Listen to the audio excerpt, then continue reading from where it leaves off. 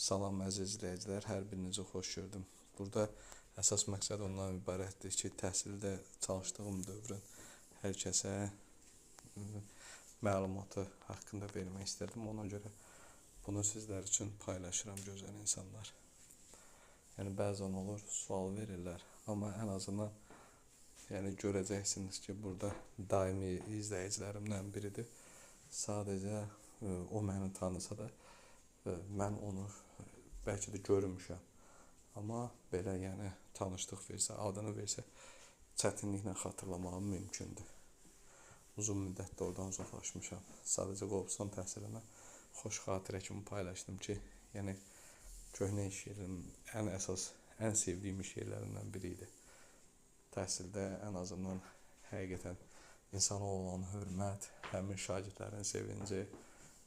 Amma indi hal-hazırda bəzən olur ki, şagirdlərimizdə müəyyən qüsurlar çoxalır və biz bu qüsurların üzərində işləməyi özümüzə borc bilirik. Ancaq ki, həqiqətən şərait ona əl vermir.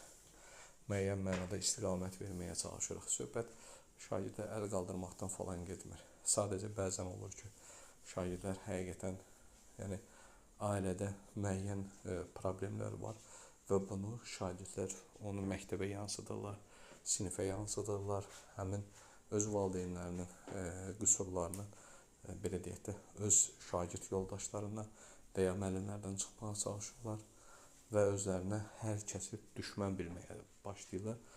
Bütün bu nöqsanların qarşılığının kəsilməsi valideyn və müəllim kontingentinin bərabər çalışmasından asılı ola bilər.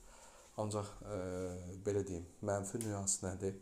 Müəllimin haqqında valideyn əgər mənfi rəylər danışırsa, bu artıq şagirdin beyninə hopur və şagird bu vəziyyətdən istifadə etməyə çalışır. Çalışaq müəllimlərimizi ucaldaq həmişə, hər daim.